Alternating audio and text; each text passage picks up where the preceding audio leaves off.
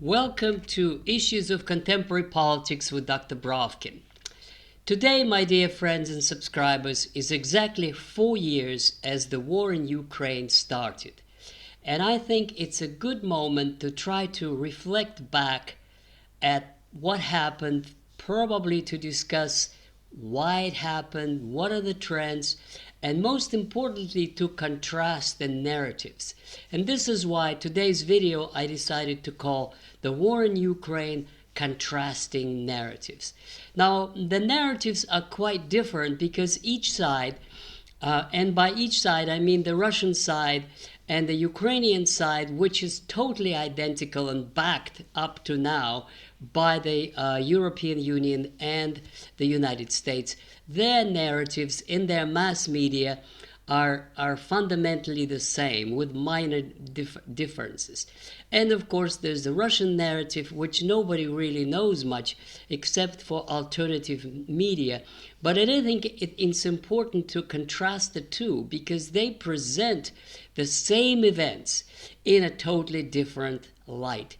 And that I can feel in the perceptions of reality and in the comments that I receive, and in a drastic difference between the presentation of this war in various outlets, the mainstream and the alternative. So the origins of the war, I have spoken so much about it that I will not spend much time on this today.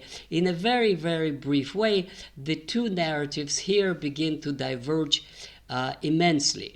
And the Western-Ukrainian narrative is that it was unprovoked aggression. And all the sanctions and all the things that happen afterwards are based on that assertion that this was unprovoked aggression of Russia against a sovereign neighbor. Now, of course, the Russians don't accept that. And moreover, there is a very interesting book that is called Provoked. And there are other Western scholars who have put this into question. But basically their outline is that the beginning of the conflict goes to 2014, and that's the coup d'etat in Ukraine. And it's at that time when they seized power, Crimea and Donbass refused to accept the legitimacy of the government in Kiev, and Russia, and that is to say the Duma and Putin, supported Crimea and incorporated Crimea into the Russian Federation, but they did not support the referendum in Donbass. And that began the 8-year war conflict, which is in fact, in legal terms, it's a civil war. One part of Ukraine does not recognize the other part of Ukraine, and they are fighting. And Putin put all the effort into a peace compromise, which is known in history as Minsk Accords.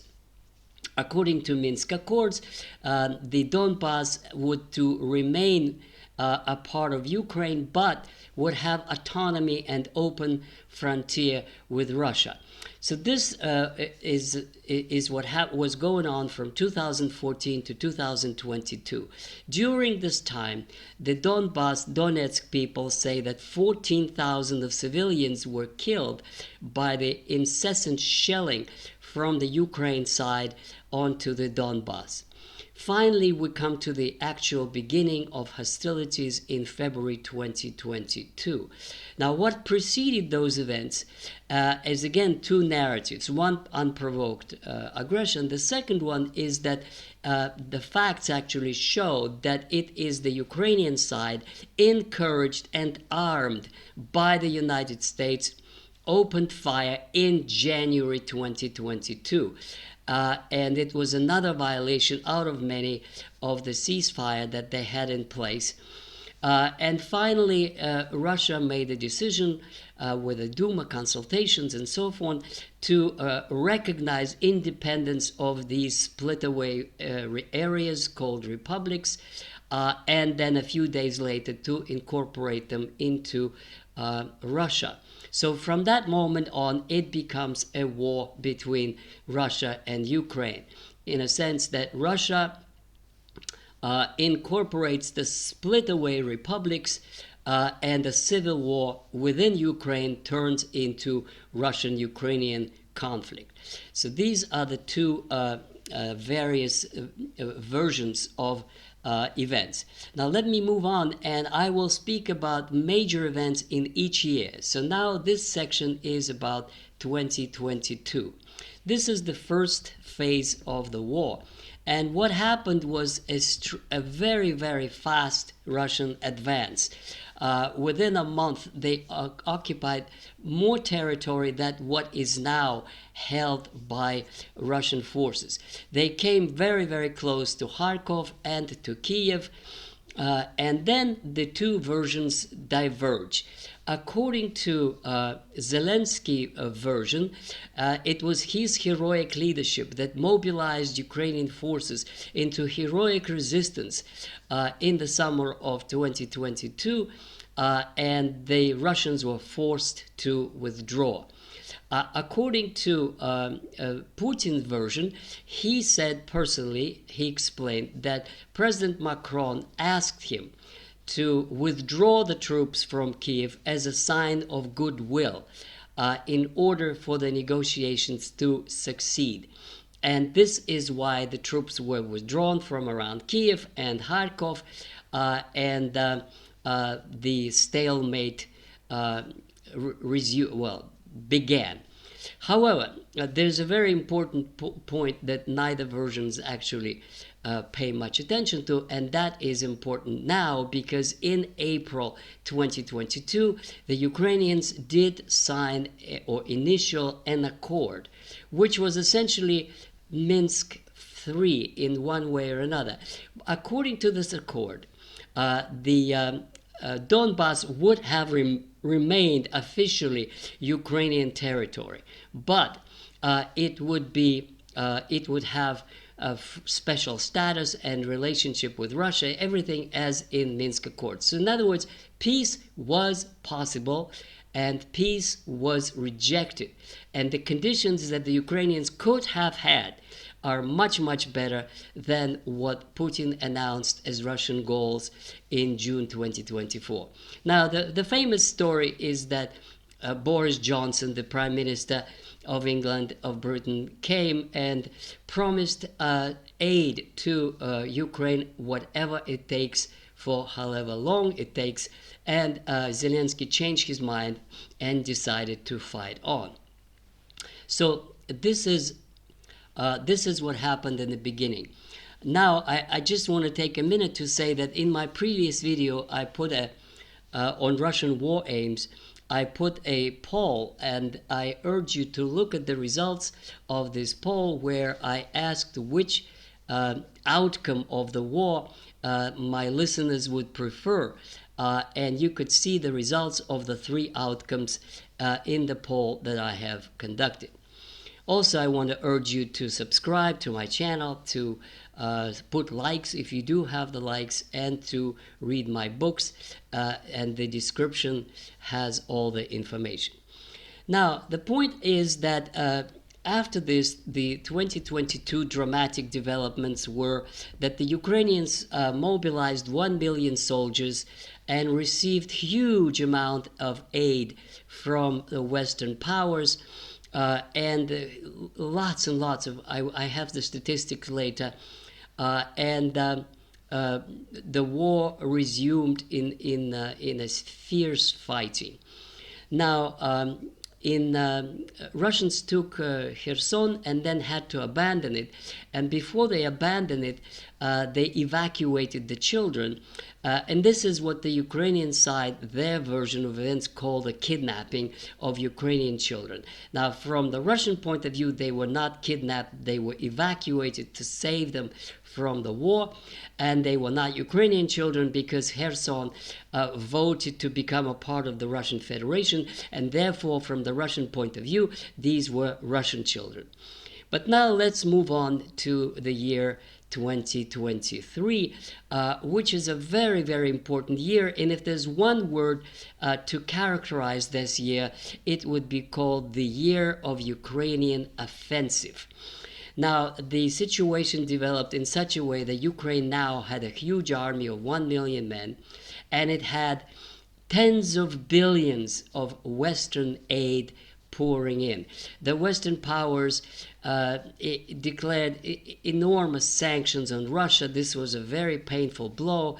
Russia was expelled from SWIFT, and all the Western companies withdrew from Russia, abandoned their production, sold or stopped their facilities there. So it was like a absolute support for Ukraine, and tens of thousands of rounds of ammunition were brought in, and hundreds of tanks. The Western powers were buying Soviet-era tanks all over the world, and I think they delivered 700 of those. Everything. The word at the time was Ukraine will win. So this is the Ukrainian offensive and an attempt to win. Now, the military plan, now that we know it, from Zaluzhny, who was a commander-in-chief at that time, were very simple. If you look at the map, there is this rather short distance from Zaporozhye to the city of Zaporozhye, which remained in the hands of Ukraine, to the Sea of Azov. And the plan was to break through Russian lines and reach the Sea of Azov. And by doing that, you would cut off the land bridge of Crimea to Russia.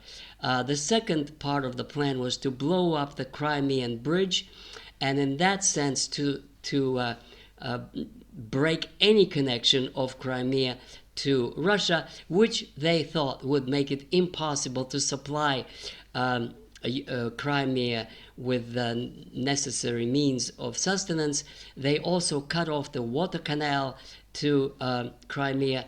So the idea was to break through to the Sea of Azov, to make the Crimea Peninsula undefensible, and then to final blow to regain the remainder of Donbass, the remainder of Donetsk and Lugansk. That was the plan. Now, what happened, of course, is that it did not work. And it is now that Zaluzhny blames Zelensky, Zelensky blames Zaluzhny, but what happened was that the Russians built a so-called Surovikin line of defenses. Surovikin was the commander at that time, and these were sophisticated defenses that the Ukrainians did not bridge, did not gain. And therefore, the year of 2023 is a stalemate where the Russians were on the defensive, Ukrainians trying to breach and keep on talking. Now, the Western media narrative at that time, Ukraine is winning, is winning, is winning. I mean, you look at the articles in major Western outlets, Foreign Affairs and the London Times, and the narrative is Ukraine is winning, the Russians will get exhausted, Putin will die, Russian command would collapse, Russian corruption would expose the weaknesses, the oligarchs are going to overthrow Putin. There were all kinds of as we now know, false narratives. As for the Russian narratives, there was not much. There was a kind of a stiff resistance, not much words, but a lot of action. And the action involved very, very hard work by the committee, by the Defense Council to relaunch Russian industrial production. And indeed, they made miracles. Within 1 year, Russian production of drones and missiles and of all kinds, and tanks and more vehicles of all kinds just exploded, absolutely exploded. Sometimes Putin said it was 10 times more than it used to be. So it was a very, very serious rearmament program, which I should say is very much made possible because all these factories were there before built before the war, built before anything in the Soviet era. So Russia was an industrial giant, and now all these semi-dormant factories started to work round the clock. So this is the year 2023. Now we move on to the next part, which is 2024. And I think the best way to characterize 2024 are two important events. At the very beginning, in January, Russians took Avdiivka. Now, Avdiivka is a town only 5 kilometers from Donetsk. It shows to you that the Ukrainian government, in its offensive against Donbass, moved to the very edge of the city of Donetsk. And beyond that, that would have been it. If they had taken Donetsk, Donbass would have fallen. So Avdiivka was the borderline town, and for a year and a half, the Russians couldn't take it. Now they took it. So this marked the beginning of a Russian offensive, which continues to the present day. It's a slow offensive.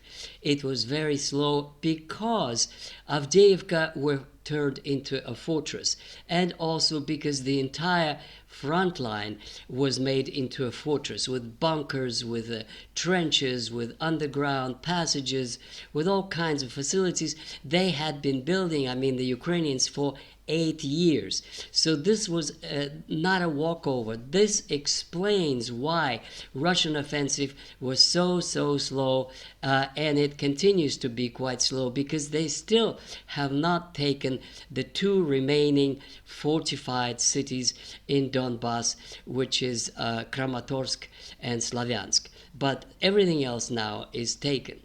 So the second important event of 2024 was the Kursk invasion. And that is when the Ukrainian forces crossed the Russian border and advanced very quickly into the province of Kursk. Their plan, as we now know, was to seize Kursk nuclear power station, and then probably do the nuclear blackmail, saying to the Russians, accept our terms or else we're going to blow it up. And that would mean millions of casualties. And they hoped that the Russians would have to accept their terms rather than face a possible nuclear explosion. But they didn't make it there. They were stopped. And surrounded, and it was a very, very slow and painful battle to return the occupied territories of Kursk to Russia. Now, I cannot explain here how difficult it was. There were stories of violence against civilian population, stories of hostages, all kinds of cruelties, which I cannot describe here by the rules of YouTube. But nevertheless, it was a very painful page in the history of that war. Now, also, in 24, President Biden gave Ukraine $60 billion, which was supposed to last after he would be elected or not elected in the fall of 24. It was supposed to last a long time for the Ukrainians. Just since we're on the cost side of things, Ukrainian needs to conduct the war are about 10 billion a month. That includes military hardware, supplies, and all kinds of other resources, and their government payments and all kinds of other things. This is what they need, and Biden provided those. In September 2024, Zelensky came up with this so-called victory plan. He was still talking of victory. He presented that plan to President Biden and to candidate Trump, trying to convince both of them that Ukraine should be given full support, more ammunition, more money, more all kinds of missiles, ATACMS and all kinds of others, so that they could win. Now, the situation drastically changed with the election of President Trump in November 2024. And now I move on to my next part, which is 2025. Now, 2025 has two important events that also has a diverging narratives by Western and by Russian sources. The Western narrative continued to be Ukraine is winning, Russia is on the verge of collapse, Russian economy is collapsing, Russian industry is collapsing, Russian inflation is going out of the way, and Ukraine will win. This was what's going on. The Battle of Pokrovsk took months, took 6 or so months, and Western analysts again were saying, look how slow they go, look, they're not moving fast enough, etc. Well, the glass is either half full or half empty, and the Russians were saying the Battle of Pokrovsk is a turning point because this is the strategic center of industrial area of Donbass, and after the fall of Pokrovsk, the advance will become much quicker, and it did. It has become much quicker, and the Russians are now advancing every month in terms of 200, 400 square kilometers of territory. The second important event of 2024 was, of course, Anchorage, the meeting between President Trump and President Putin, which opened up a totally new page in the calculus of how this war will play out. And ever since then, there are these negotiations on and off, and I've had many videos on those, and I don't want to repeat myself, but here are important points. Trump cannot afford to drop Ukraine because the powerful forces inside America, inside his own administration, will not allow him to simply just allow the Russians to take over Ukraine. So he invented this formula, which is the United States provides all the military hardware as before, but the Europeans have to pay for it. And the Europeans were very happy to oblige, and so they took on the payment of this. However, Europeans have no money. They only came up, as I discussed in many preceding videos, with 90 billion for 2 years, which is not enough, and even that is difficult. And the second important point is that money is not weapons, and there are no weapons. There is a line of countries waiting for the delivery of Patriot missiles, and their own capacity is insufficient. Russia produces more military hardware than all of NATO countries put together right now. More drones, more weapons, more artillery shells, more vehicles, more tanks, more missiles, more of anything. Therefore, this European formula is not going to work. And this is the reality of 2025. Now, if we move on to 2026, what we see here is, as the Arabs are saying, the dogs are barking, but the caravan is moving. In other words, the Russian advance is proceeding. But as I discussed in my previous video, the Russian war plans have changed, and these are caused by the hostile actions by the European Union, which is trying to establish a blockade of Russia in terms of arresting and stopping and banning Russian shadow fleet, which is essentially Russian tankers selling oil. And also by the actions of President Trump, which I discussed in several preceding videos. Essentially, it is the attack on Russian allies, and that is on Venezuela, on Cuba, and on Iran. And it is these changes in Trump's policy that now moved Russia to reformulate its war aims.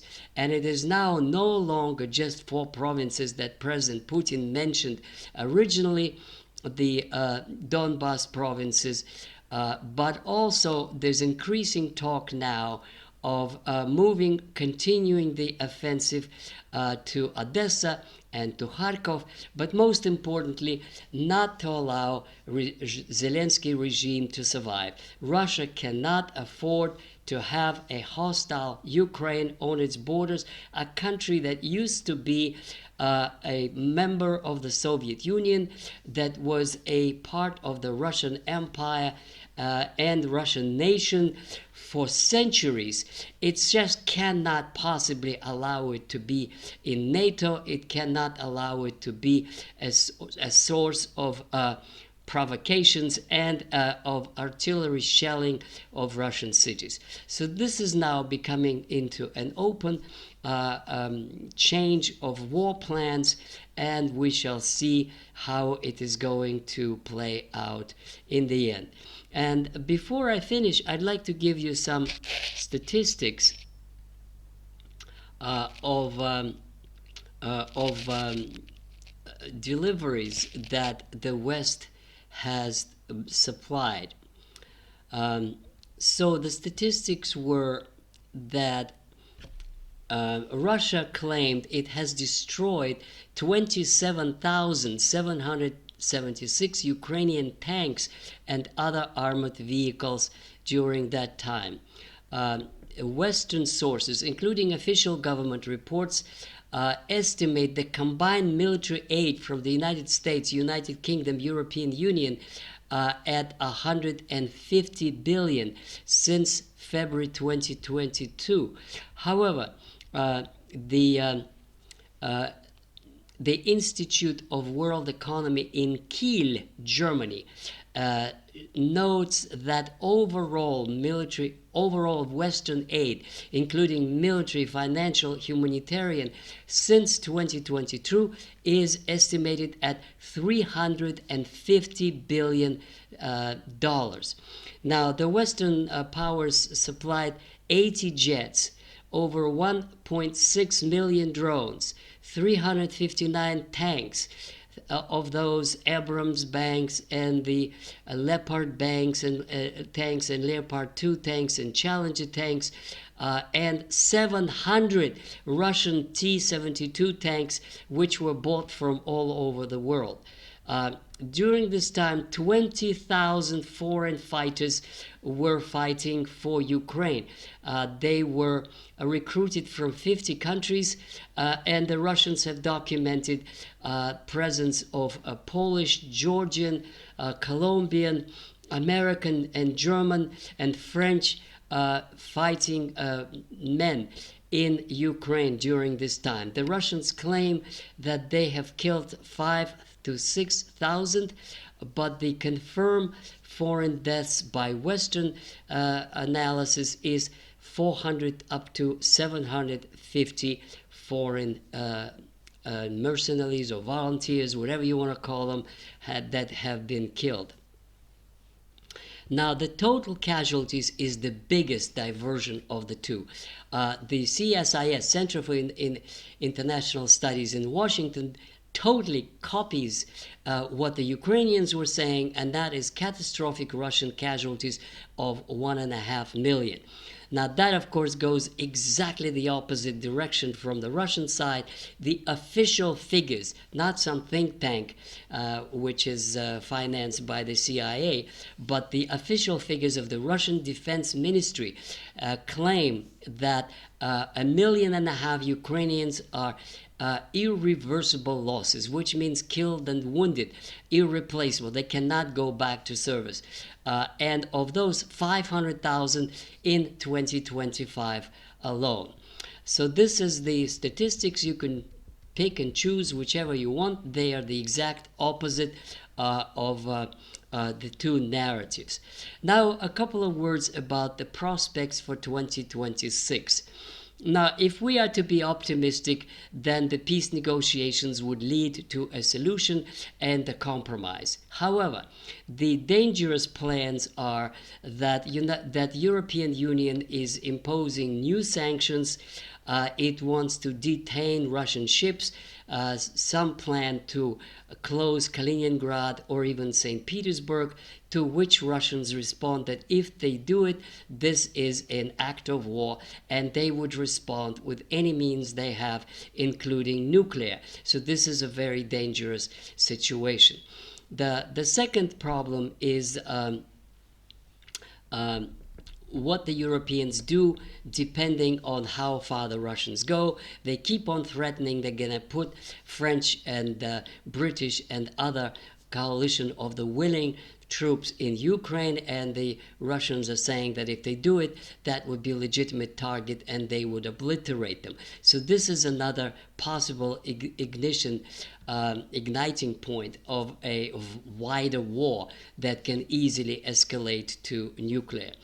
Russian plans, as I discussed in my last video, are to advance to a regime change in destruction of Zelensky and Banderovite regime in Ukraine, and expansion of Russian territory up to Donbass, and maybe further, depending on whether there is a forthcoming to a compromise on the US side and the European Union side. And finally, another complicating issue is Trump's blockade of Cuba and war plans in Iran.